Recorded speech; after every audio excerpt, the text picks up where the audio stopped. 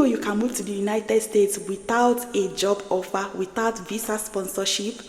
That's right. That's what I'm going to be talking about in today's video. I'm going to be sharing with you a US visa that will allow you to move to the United States without a job offer, without visa sponsorship, and you can get a job on your own when you have already arrived in the United States. If you have been trying to migrate abroad in the recent time, you must have come across some countries and some new visas that are coming out that are allowing foreigners with certain skills and qualifications to move to Europe, to Canada, and all of that without a job offer. This is also similar to this particular one I'm going to be talking about. So I heard about this particular visa recently from Instagram, a company that is helping people to move to the United States via this particular route. So when I contacted them and then they mentioned how much they charge and all of that, I decided to do my own research about this. So I really did my research and asked questions before I made this video. So I want you to please watch this video to the very end. Like, share, because I know you found it very, very valuable. Okay, so without further ado, let's jump right into it. Hi everyone, welcome and welcome back to my channel. If you're new here, hello and welcome. My name is Linda, and on this channel I share information on how you can work, study and thrive abroad. So if this is something that you are interested in, then you want to stick around, subscribe, share with someone that you know will benefit. This particular visa that drew my attention because it says you can move to the United States without a job offer, and I was like, what is this? Some of these things that we see here, and then I was just open-minded, and decided to reach out to this company to know the details. So they told me that even for consultation I have to pay certain amount of money, and then after that this is how much it's going to cost me for the lawyer fee and all of that. And I was like, what? And when people start charging you upfront, when they don't even know whether many people will subscribe to this and they'll find out that they're not even qualified. So just like I encourage you on this channel, I did my own research. So when you hear some of these things, do your own research. Don't just part with your money for no reason. So this video is to give you the details, the information. If you're not qualified, then that's fine. But the chances are you may be qualified, or your family member might be qualified, or someone that has been trying, even someone that is. So this particular visa is called the EB2 visa. So just like I talked about in my previous video, you will notice that sometimes you have already heard about a particular visa, but you don't know other details about that same visa that is not exactly how everybody knows about it. Like the EB3 visa that I talked about, we know that it's for professionals. You need to get a job and you get a green card, or you get a permanent residency, and then you move to the United States.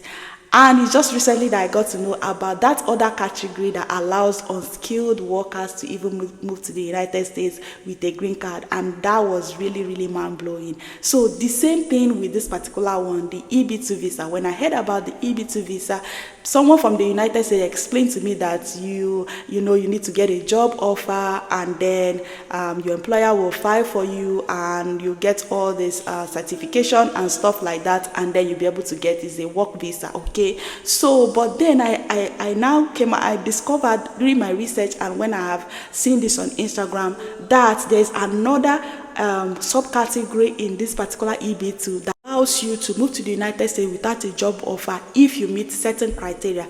One, you need to have extensive experience in any field that you have. Maybe you're an accountant, you're an engineer, you're a computer scientist, whatever you studied, especially if you are in science, technology, engineering, mathematics, all those, especially that. So if you are in that kind of field, then you may be qualified for this kind of visa. But not just being in that field. The second one is experience. You need to have experience in that field, usually 10 years experience, up to 10 years experience. So if you go to the US website, the US official website, so this is employment-based immigration, second preference. They have subcategories. You have category 1, which is advanced degree. The job you apply for must require an advanced degree, and you must possess such a degree of its foreign equivalent. So the next one is exceptional ability. You must be able to show exceptional ability in sciences, arts. The one that I'm talking about that people are helping a lot of people and making popular is this national interest waiver. So those seeking a national interest waiver are requesting that the job offer and thus the level certification be why because it is in the interest of the United States. So the endeavors that qualify for a national interest waiver are not defined by statute. Instead, the USCIS consider the three factors below that those seeking a national interest waiver may self-petition. They do not need an employer to sponsor them, which is really cool. So you don't need any employment or whatever. You don't need a sponsor. You don't need a US sponsor, which is very hard for people to find. You don't need a US. So factors USIs you consider for national interest waiver is the proposed endeavor has both substantial merit and national importance. You are well positioned to advance the proposed endeavor. On balance, it will be beneficial to the United States to the waive the requirements of a job offer and thus the level certification. For more guidance on these factors in general and how USCSI consider them for those pursuing endeavors in in STEM and entrepreneur, that's science, technology, and whatever employers. Read our policy, this one. So this is the one that people like. So they said you can self-petition. Some people use lawyers, and these people that are helping people together, they use their own lawyers and they charge heavily. So what I encourage the viewers and everyone watching this video is that at least you know that this exists. I didn't know that it exists before. I know that there is employment-based visa too, but I didn't know that even if you don't have an employer, you can still apply for this. So this is something that I'm beginning to realize in many of the US visa types. Sometimes they usually have like another one to consider people who do not meet those their standard, but there is another thing that can actually accommodate them. Okay, so this national interest waiver is actually a good one. So because once you get into United States, you may be able to get a job faster than people that are looking for job outside and are looking for employers to So sponsor what them. can you do at this time if you feel like you're qualified, or maybe you're looking down to on yourself at this particular point? So you have seen already that you need to be you need to be in certain profession that is highly in demand in the United States. You need extensive experience, 10 years, awards, and all of that. So what you can do is, what have you done in your field before? Do you have community outreaches that you have done in the past documented? Are there positions that you have taken in your faculty? Maybe you are a lecturer. Are there positions? Are there groups that you have led? Are there projects that you have headed in the past, or you participated in and you contributed? Those are the hidden things that you have done. Like normally, maybe they gave you the head of something and you just did it and that was it. These are the things that you are supposed to be thinking about now. Okay, we did this committee and I was the treasurer, or I was the head, or did you do any community project and you led it, you started it? Or is there something that has changed in your faculty or where in your workplace and you are the one that initiated it?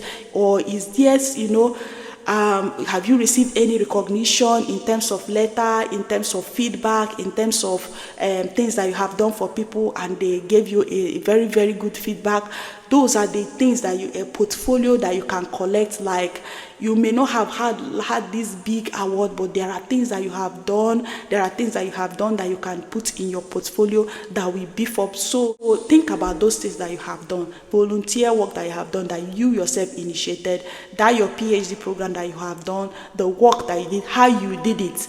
You need to present it in such a way that is compelling, that you did this work as a PhD student and the reason behind you doing that work and the impact that work has, the places that you have worked. If you can get like reference from those places, good reference, people that really mean well to you, those things you can arrange them in a portfolio. Okay, so that will help you to present your case. So even if you're paying someone to help you through the process, you are giving yourself all the chance. Because what I think is that even if you eventually pay for someone to help you to go through this route, you may be surprised that maybe it's not everyone that is accepted. So if you are going through the route of paying a lawyer or whatever, you want to give yourself the best possible chance Even the person helping you, you'll be instructing the person, you'll be telling the person things to add to your portfolio to make it as compelling as possible, because this visa is for the highly skilled. You want to show off the skills that you have. There's another visa I'm going to be talking about. A lot of people have migrated to the United States with this visa,